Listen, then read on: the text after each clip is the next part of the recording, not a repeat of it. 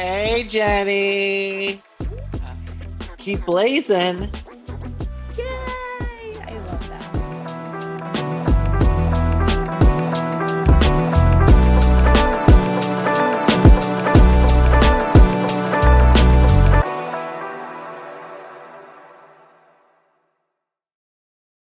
Thank you so much for being here. Today we have Brian Moylan, New York Times bestselling author, Brian Moylan, president and founder of the Real Housewives Institute. Yay! It's my official title. Thank you. Did I do it okay? Also, You did it. You did it justice. I was going to include also first member of the Bravo and Blaze fan club, but we'll see how that goes. Sure. Yeah. I'm so excited to have you here. I don't know if you noticed behind me, but I did. Thank you. Very prominently. Your book has been there since the beginning, the inception of this video podcast. So you can even go back and look. It's been there right next to Dorinda. Yay. Oh, good company next to Dorinda. Yes. And actually, so I have a couple questions to kick off with. Okay. Could you tell us about this cover? We got, because I posted the cover when I was on vacation in Jamaica about a month ago, and I got so many responses. It was probably like one of my most active tweets. And one of the things somebody said, they were like, oh my God, I love the cover. I love looking and trying to figure out who's who. So they're like, obviously this is Andy. This looks like Lisa Vanderpump. Erika Jayne. Yeah.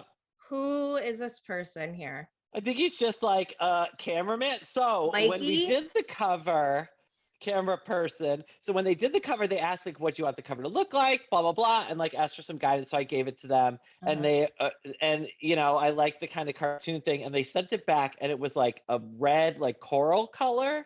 And there was like all these women on it who were just like random women. And they were all like fighting and throwing drinks at each other. And I was like, first of all, it needs to be Bravo blue, like the same blue that Bravo uses. And second of all, like everyone is going to be like, who are these women? So we need to know like who they are. So I sent them like a bunch. The designers were not Housewives people. So I sent them like a bunch of pictures and was like, you know, make these like, here are some ideas. And so that's where we got like Lisa Vanderpump and Erika Jayne and Ramona and Kenya. That's Aviva. This is Ramona. Yeah. Who is and this so the two so that one is supposed to be Kim Zolciak. This is the wig getting her wig pulled. And who is this? So she is the only one who is left over from when the people were nobody. So I say it's Giselle, but it's really just like somebody. Because they had Nene throwing the drink. And so I was like at that lady. And so they had already done that lady. So I was like, oh, that's fine. You can just keep her. Well, I love it. It's so cute. Thank you. It's coming out in paperback end of May. Oh, okay. Yeah, awesome. We had to do some updates since we had a list of all the housewives that had been arrested. And of course, it needed to be added to. Well, also so much happens just in 1 week. I mean, I do these podcast episodes weekly and my notes are just so full. I don't even know there's so many things to talk about. So, but then on top of it, since you are a fellow Bravo fan, on top of it, I'm so interested to hear about your career and how you made Housewives a living pretty much, essentially. So, okay, can you tell us about how you started your writing career?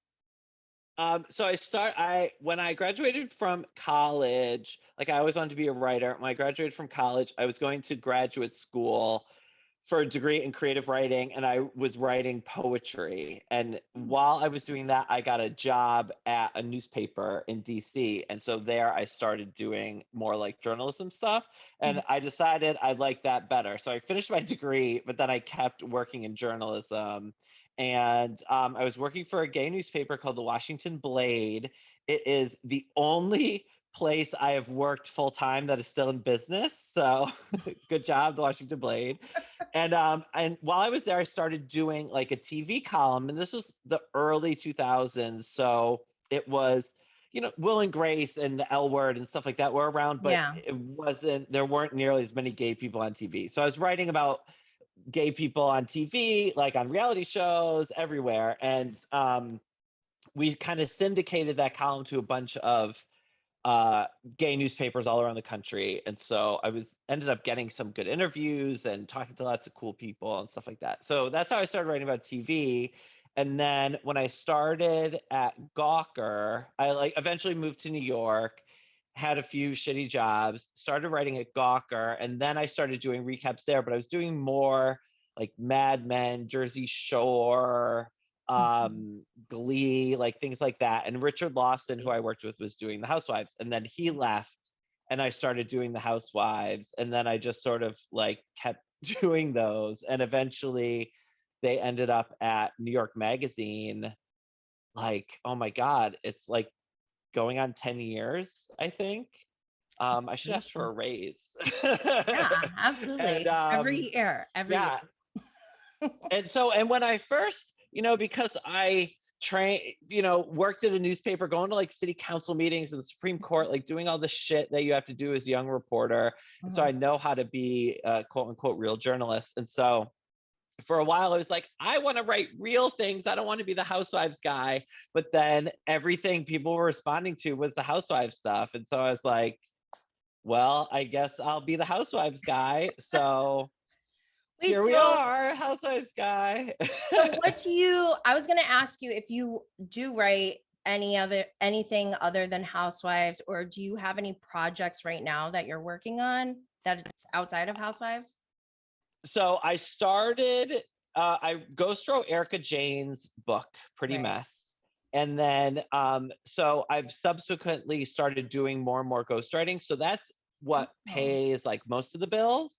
Gotcha. But the thing, and I write for random magazines and things like that when people ask. But the funny thing about the Housewives is the people that watch them are all the people in publishing, all the people in media. So though I get paid the least for the recaps, it gets me a lot of work that pays me a lot more because people read the recaps and are like, this guy's funny or this guy's a good writer or whatever.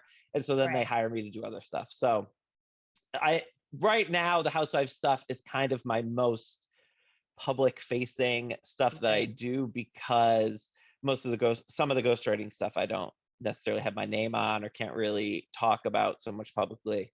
Gotcha. Yeah.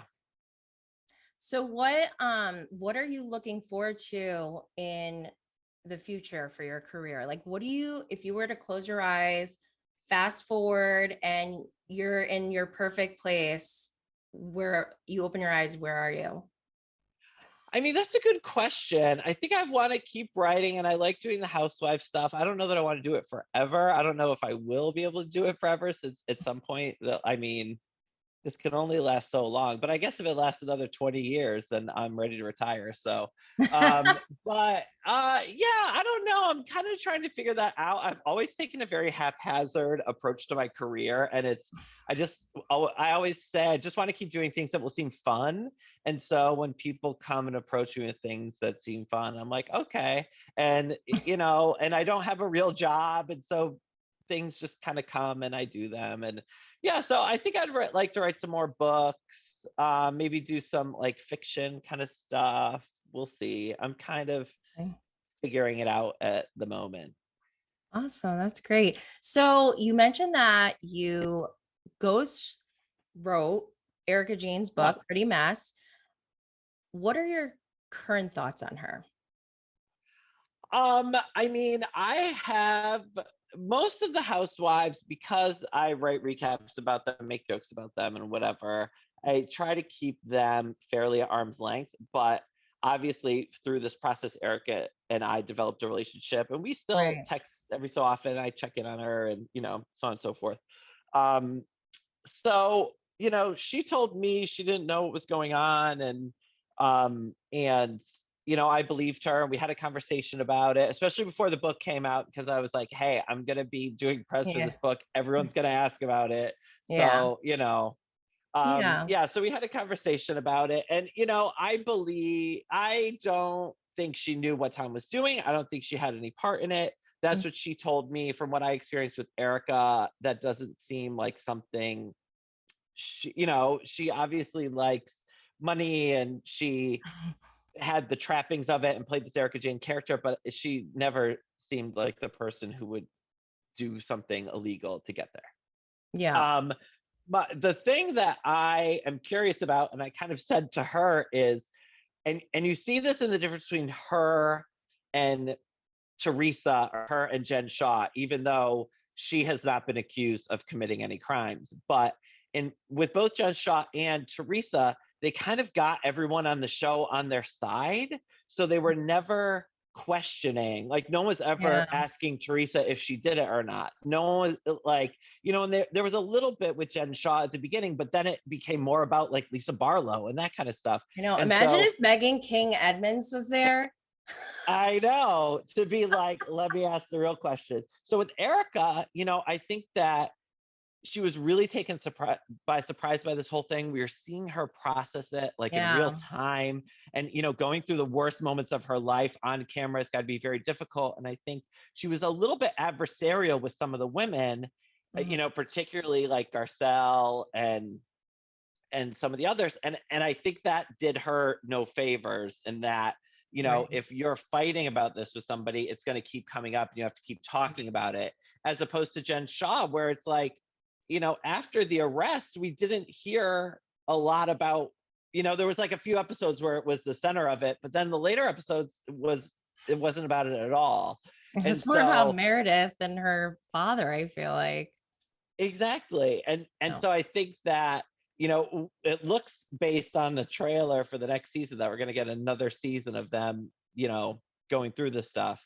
And so I think some of that might be because she was a little bit adversarial about it. But, I also understand that it's a difficult time. We all deal with things differently. She's dealing with the things the way she is. So, I mean, she's in an impossible position in that no matter what she does, she can't please everybody. And so, like, I don't know what else you want her to do except be herself, which I think is what she's doing. But some people don't seem to be responding very well to that. I don't like it. I would never. So it's so tough, because I was just talking about this with somebody else, but we see these people on TV and people get so passionate about it, but at the end of the day, we don't know everything. We only see clips of their lives that are highly edited and highly produced. And on top of it, like, things happen that we don't know, they might not know of. And, there's so many behind the scenes. I could never judge someone I have no personal interaction with, based on a TV show. So, it's I agree with you. And I think it does reveal a lot about the women. And, I always say all the housewives I've met are exactly like they are on television in real life. But I think you're right. Like, sometimes, well, and especially the trailers, what drives me crazy is, like, we see this trailer and people are like, oh, Erika said she only cares about herself. And it's like, well, you're taking, like, that's one sentence, you know what I mean? Like, there's no context. Like, let's wait and see at least the scene before we start, not everybody takes that into consideration, I think. And that's where you get people heated and they get passionate and maybe sometimes toxic. But I did have a question. Sorry, go ahead. So my question was, since you're in London, how are you watching the shows? How do you keep up? So they have the streaming service outside of the US called Hayu, HAYU.com, and it's owned by NBC Universal. And it's basically Netflix, but it's only shitty American reality shows. So it's like all the Housewives, all the Below Decks, Kardashians, Botched, Snapped, awesome. All that, like, true crime stuff, things like that. So I watch it all there, but the shows I recap, Bravo sends me screeners of, usually like the day they air. I'll get them like earlier that day, so I can watch it and write it, and we like edit it, and so then as soon as the episode finishes, it goes up. But sometimes they're late; they can be a little like flaky with it sometimes. Yeah, but yeah, so that's how I keep up. And okay, no, sorry, go ahead.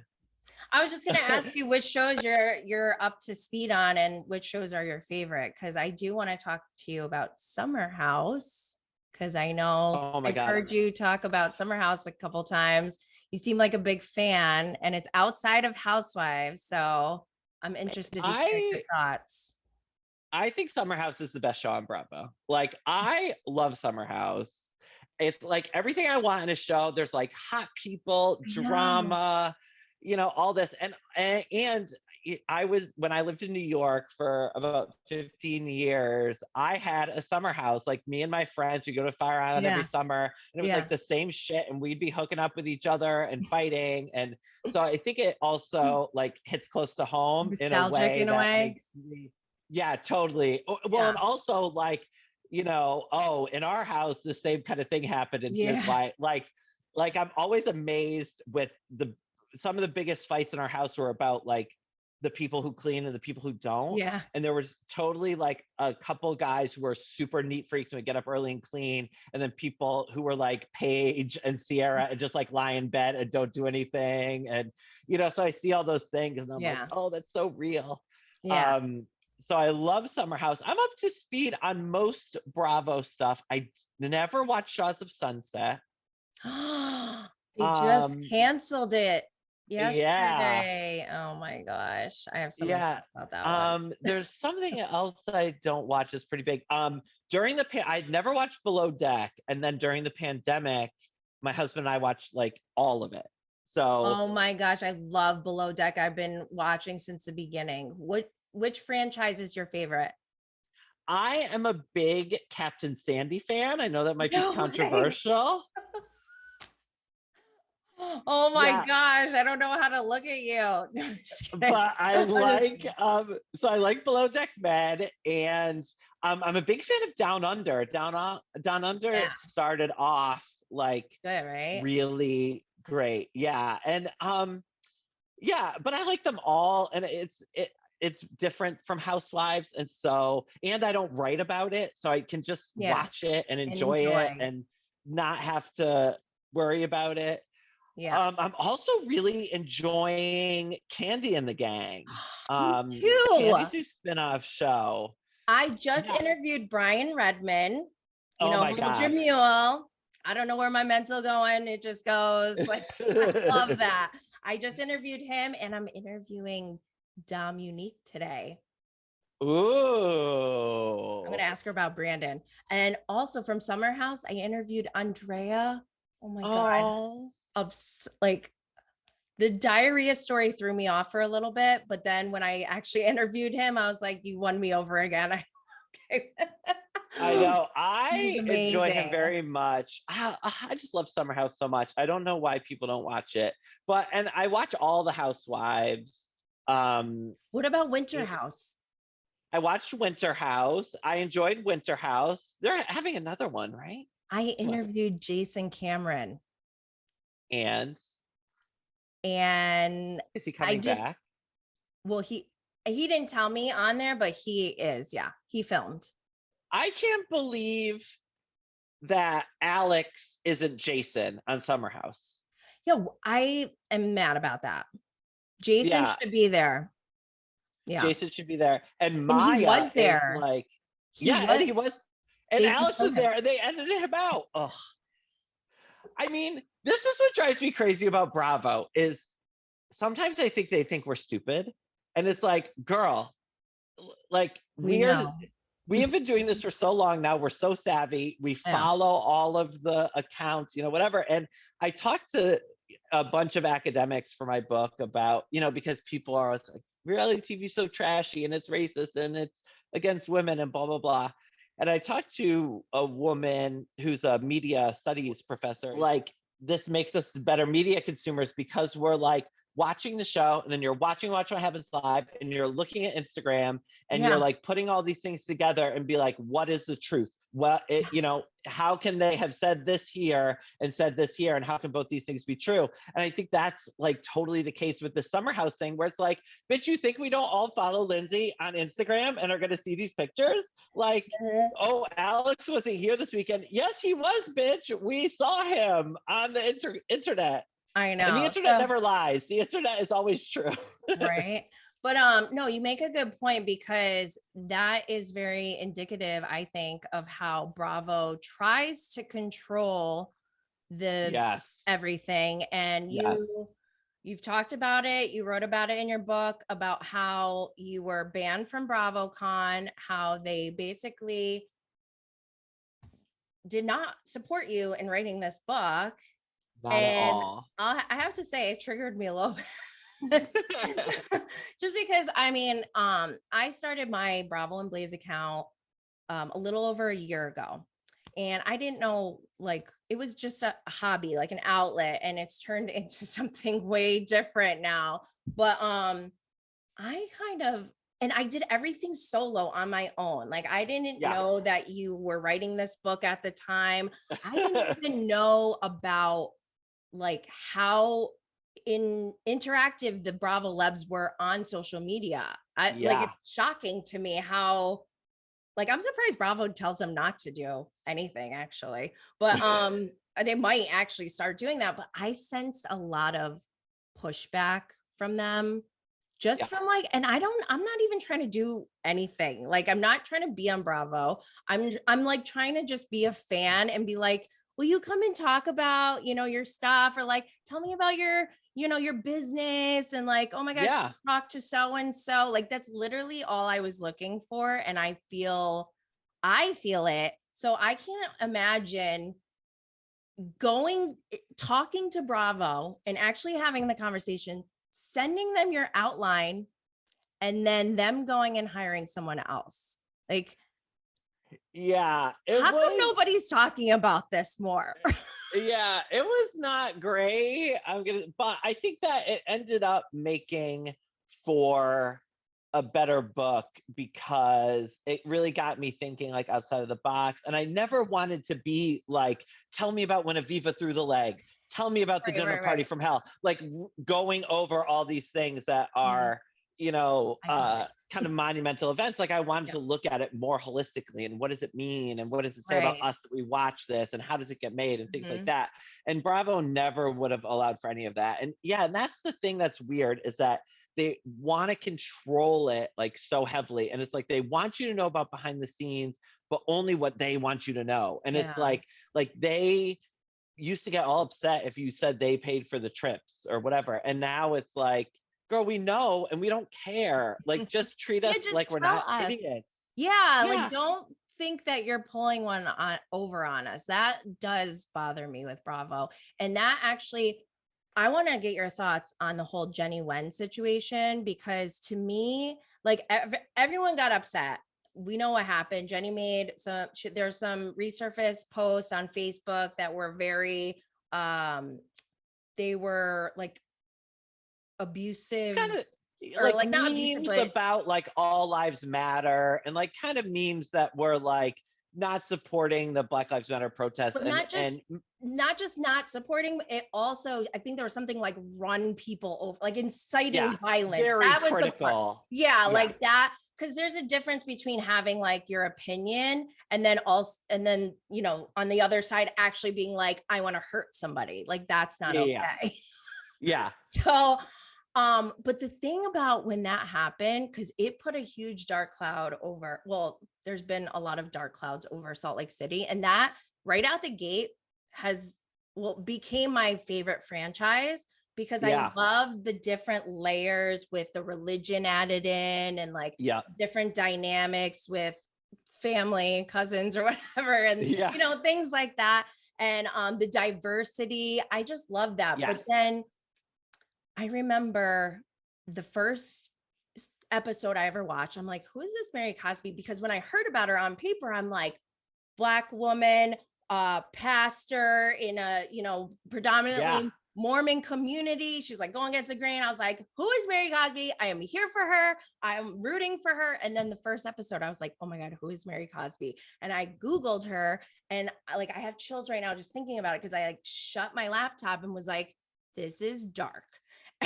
So, but like, I was like, I don't want to give up on this franchise just yet. So I went all in. I was like, I love this franchise. And then season 2 comes out, and I was like, I told you all this franchise was amazing, but like still kind of like ignoring the stuff that I knew about Mary, thinking, okay, Bravo knows about this. They must know about this. It's supposed to come out. Like, I don't know. I was tricking my own brain to be like, Bravo wouldn't do this to us. So then when the Jenny stuff came out, I was like, okay, I've had it. First, Mary Cosby has a dark past. Then Jen Shah gets arrested for fraud. Now we have this person who's made some very poor social media decisions. And so instead of focusing on like, this is awful, you know, like, oh, I hate Jenny now, or, you know what, like everyone started targeting Jenny. I took a step back and was like, how did we even get here? There has to be a casting process in place. There are people responsible for putting these women on our TVs. So who's doing that? And what is your criteria? Because one, if you're going to say, okay, we have no morals, we throw ladies on the screen and they just go at it, like, fine, tell me that so I know what to expect. But don't act like you have morals and values and then put crooks and criminals on my screen and make me fall in love with them, because I do love Jen Shah now and I hate myself for it. Well, and that's what I always said about Teresa Giudice, is that here is a literal criminal and you're humanizing her and driving your ratings based on her crimes. And like, you know, her crimes were like fraud against banks. It's not like, not great, but not the worst. But also, it's not like hurting actual people. It's more like a financial crimes. Yeah. As opposed to like Jen Shah, who's like defrauding old ladies out of their pensions, you know, which but it's also really interesting too. And I think that Housewives now has been going on for like 15 years, and it's like kind of a constant, but the culture has really changed like around it. And so when it started, you know, we weren't as politically conscious, we weren't as socially conscious, I think, as we are now. And so it didn't matter that Ramona was like a crazy Republican. And now people are like, oh, I hate Ramona, she's a Republican. And or people are like, oh, Emily Simpson voted for Trump, how could you like her? And I'm like, I don't need Emily Simpson to agree with my political values to appreciate her as a housewife. And I think that, you know, we need some more of that in society in general. Like, be like, I can be friends with Emily. You know, we don't need to talk about Trump. As long as she's not talking about Trump on the show or doing whatever, I'm like cool with however she is. But it's also curious in that they like fired Jenny for those posts. And then Ramona supposedly said, like, when she got in a fight with Ebony, like, this is why we don't have Black people on the show. And Ramona's still around. So it's like they're not applying the rules equally to everybody. And that's what is upsetting, I think. Yeah. Right? Right. It's like, and so, just have a hard rule. Like, if you assault another cast member, you're automatically fired. Like, tell them up front, tell us so we know, instead of people being like, oh my God, is she gonna hit her? Is she gonna, you know what I mean? Like, because we don't want that to happen, right? And it might be awful, but I'm still team Monique and the whole thing. I walked in to Potomac like Ashley Darby walked into that scene. I started on that season and I was like, what is happening? So I totally, like, I stayed away from all the Monique Candace stuff because I saw how toxic it was. Yeah. And well, and that's what is interesting. And we were talking about this earlier, is I'm fascinated how no matter what woman it is, what housewife it is, there are people that love her and people that hate her. Right. And I find that to be fascinating. And I love to hear, and argue with people about it and hear like why they like Emily, why they hate Emily, whatever. Yeah. And but there are a few that I'm like, how could you like Teresa Giudice? How could you like Candace Dillard? There's a few where I'm just like, these people are awful. But I guess people say that about me and Erika Jayne. So, you know. So no, I kind of get the Teresa thing just because I think people feel very tied to her. Because remember, people, when they like someone, it's like they feel an emotional connection. Yes. And so I think they're like ride or die for Teresa because they've seen her give birth. They've seen her like go to jail. They've seen her husband go to jail. They've seen her husband be deported. They've seen her parents die, her children grow up. Like, I kind of get that. But the thing with Jersey also, it's very toxic because they have very strange rules, like loyalty rules. Like, Melissa, you can't do this because of this. And it gets very if you sat down and wrote down every rule that they make for loyalty from the beginning to the end, you're gonna look like turn psychotic because you're gonna be like, because Teresa's rule is like, you just have to do whatever I say, and if you don't, you're disloyal, and I'm gonna be mad at you. But I don't have to do anything to help you because I'm Teresa. And so she drives me crazy. I mean, I think she's growing a little bit. She's not as bad as she used to. I'm making a face at you. But I think the problem with Jersey, and I see this on Twitter and kind of with the fandom, is that there are very clear sides in Jersey. It's like you're either like, you either love Teresa and Jen, or you love Jackie, Melissa, Margaret, and those people don't understand the other. And so it becomes like red and blue state almost, where it's like, you know, and they're like always yelling at each other. And as opposed to on other shows where it's like, you always get strange configurations where it's like, I like Garcelle, but I also like Erika. And so I don't necessarily need to pick a side because I like all these people. Whereas in New Jersey, it's like. Yeah. I try not to pick sides in any situation, but I'll always ride or die for Lisa Barlow. She's the first housewife ever that I've been like, this is the best housewife ever. I've never been like that for anyone. She is very good at her job. I mean, there's a few that I will love regardless, but you know, especially when I'm writing the recaps, I try to keep in mind, like, sometimes people are right and sometimes people are wrong, and you can be wrong and I can still like you and like tell you that you're wrong. And also I try to always find like the humanity in these people, and that it's like, okay, you may be doing awful things, but maybe you're not an awful person, or maybe, okay, you're doing these awful things, but here's why, and kind of try to interrogate it rather than just be like, oh, you're a monster and you're irredeemable. And because I don't think that that's very interesting. But yeah, like Sonia Morgan, I mean, I will love forever, no matter what she does. We all have one. One of my good friends, Sonia. Yeah, she's really great. Is Shannon Bedore partisan. She just loves Shannon Bedore. I love Shannon too. She drives me a little crazy.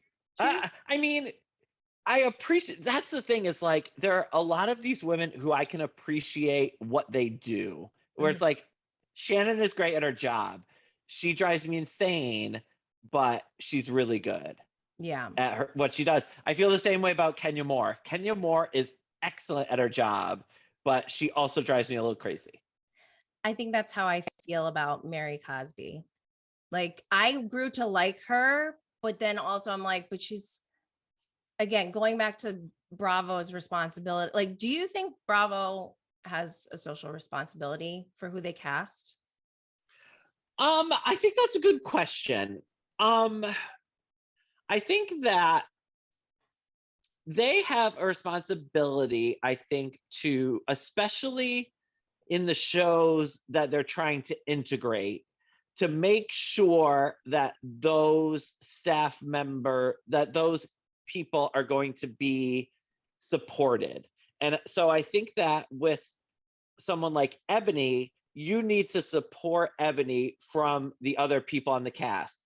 Like you need to support Tiffany Moon from Brandy Redmond.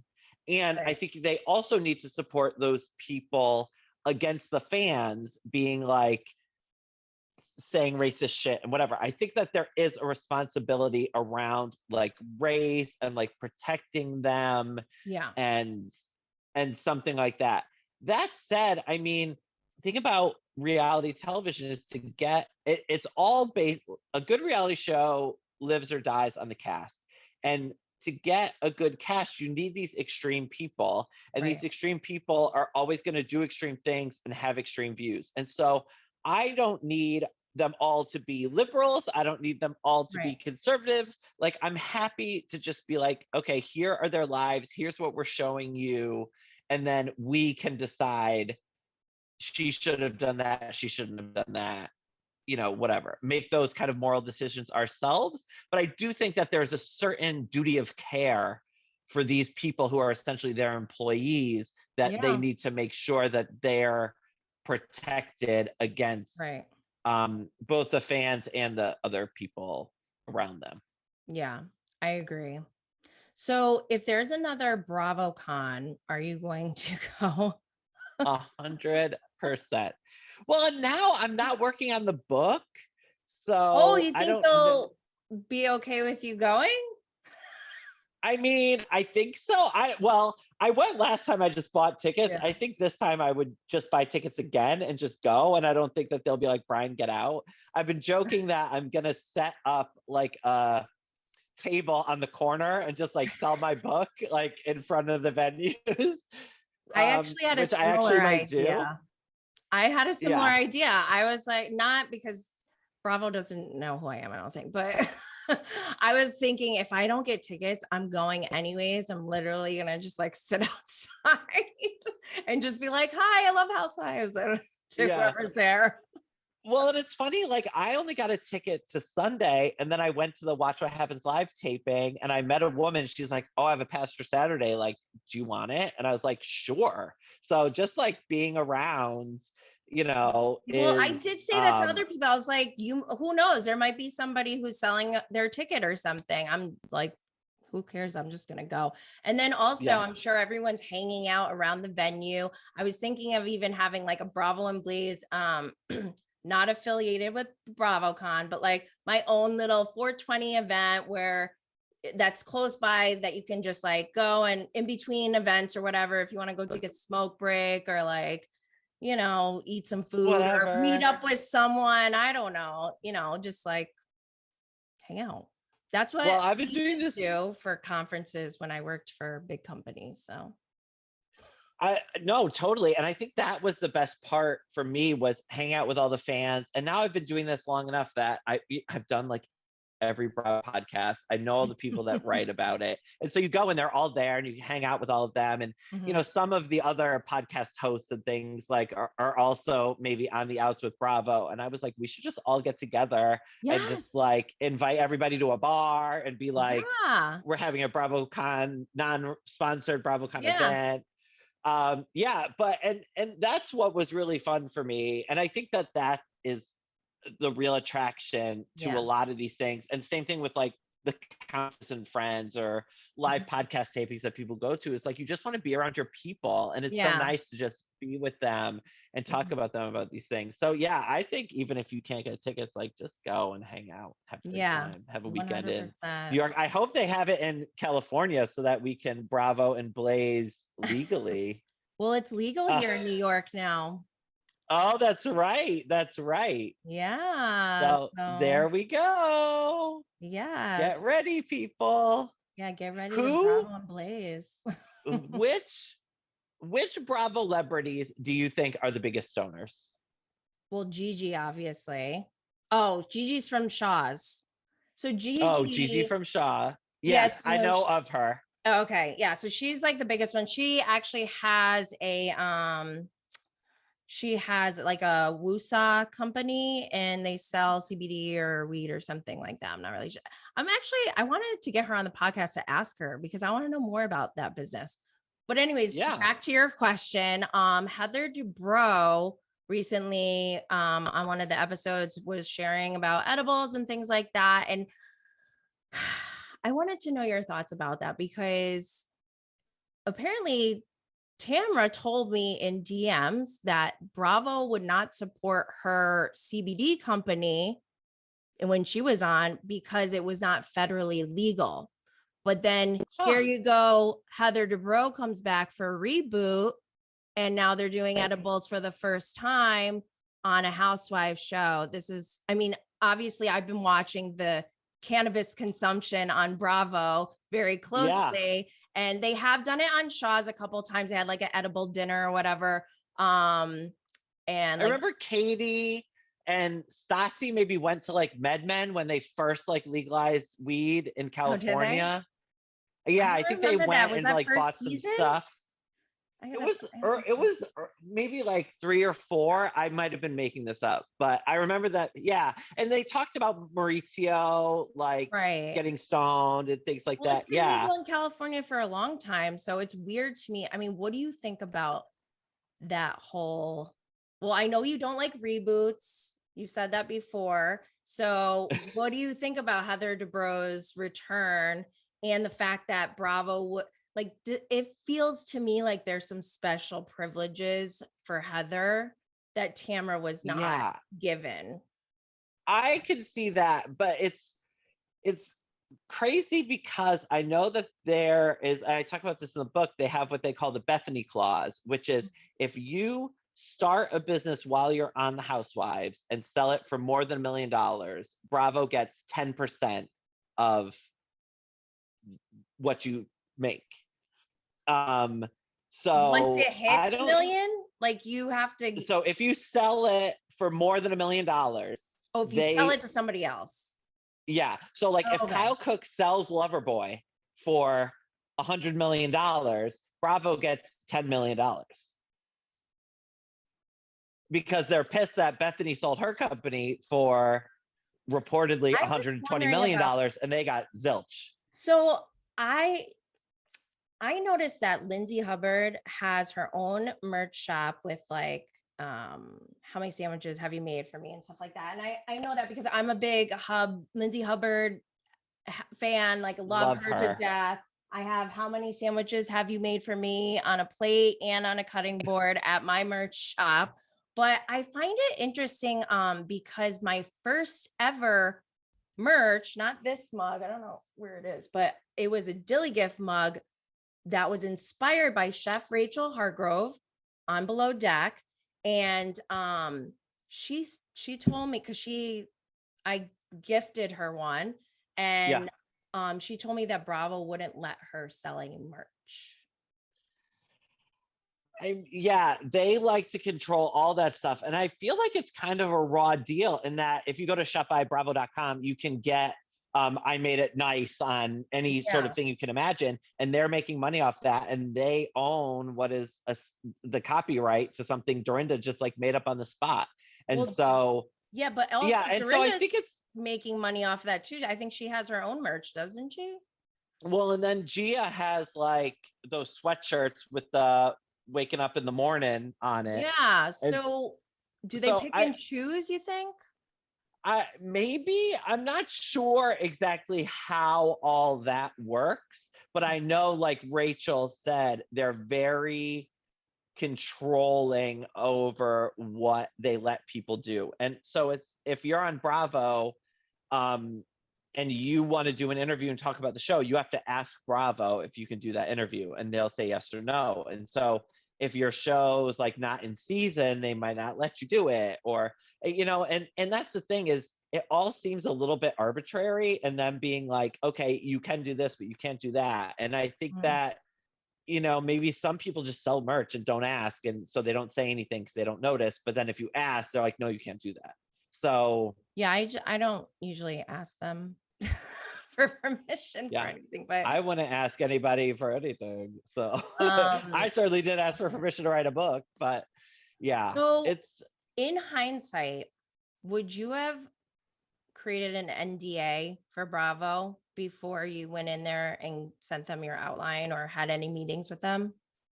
I mean, not really.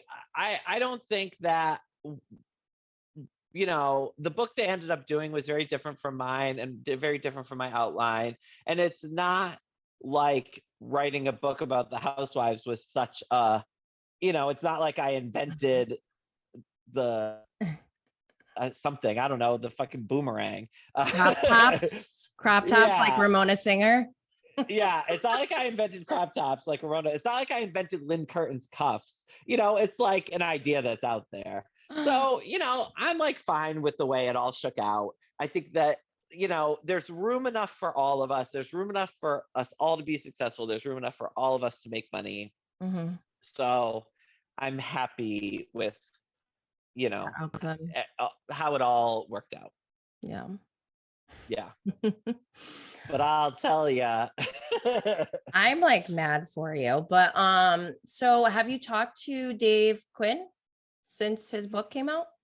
No, I have not. Like, we're like Instagram friends, like Twitter friends, and like have responded to some like Twitters and stuff, but didn't you guys in the book, I thought you mentioned that you guys were like together somewhere, like you guys were we hung out at Vacation with Vicky. Oh yeah, Vicky's vacation.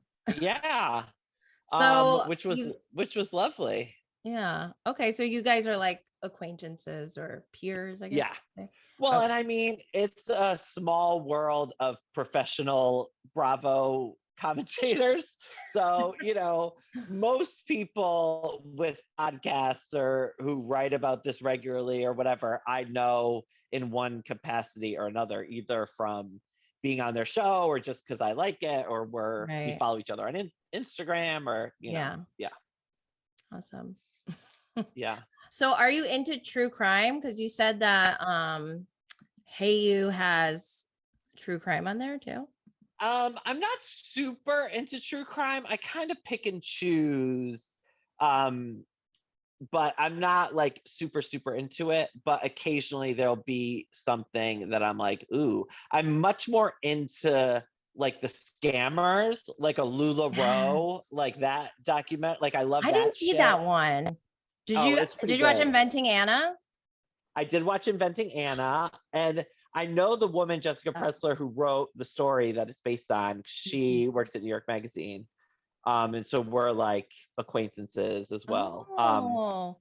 And I enjoyed Inventing Anna much more than I'm watching that Elizabeth Holmes one, and I'm not liking that as much. What's it called? The Dropout. I have not watched the WeWork one or the Uber one. There's an Uber one? Yeah, I think it's called like Super Pumped. Joseph Gordon-Levitt's in it, who I have a crush on. So I'll watch that one. It's funny. My husband works in scripted television. And so when he gets home from work, he just wants to watch reality shows. And I work in reality shows. So when I'm not working, I just want to watch like scripted television. Yeah. So we have a little bit of competing interests. I gotcha. So would you ever do scripted television or be a writer for scripted television? Yeah, I kind of pursued it a bit. I had some interest, people asking me if I ever thought about writing for TV, and I wrote some kind of like pilot scripts and stuff. But it never quite took on. And then we moved to London for my husband's job, and it's kind of like a different thing here. So I think to like really do it, I would have to go to LA and do that whole thing, which I would happily do, but we're here. So so I mean, we'll see. Like I said, I'm open to anything fun. So if anybody's like, hey, we're making Unreal, but about the Housewives, do you want to be a writer on it? I'd be like, yes, I do. So yeah, let's put it out in the air. Let's manifest that for you. Yeah. I'm a big vision board person. That's another reason why I love Lisa Barlow, because I love how she makes her kids' activities or vision boards. I love it. I've never vision boarded in my life. I just do it in my head. I write it down or like make notes on my phone. I don't like. She has a Pinterest board, Yeah, like a whatever. I'm moving too fast all the time to just sit down and do a Pinterest board or an actual vision board. Like Pinterest is way easier. Brian, thank you so much for being here and sharing with us. Everyone, make sure you go get Brian's book, The Housewives, the real story behind the real housewives. And I'll make sure all the links are included in my episode description. Find me on all social media platforms at Brian J. Moylan. And you can sign up for my Real Housewives newsletter, which comes out every 2 weeks at vulture.com/housewives. Yay. And I'll put that link in the episode description.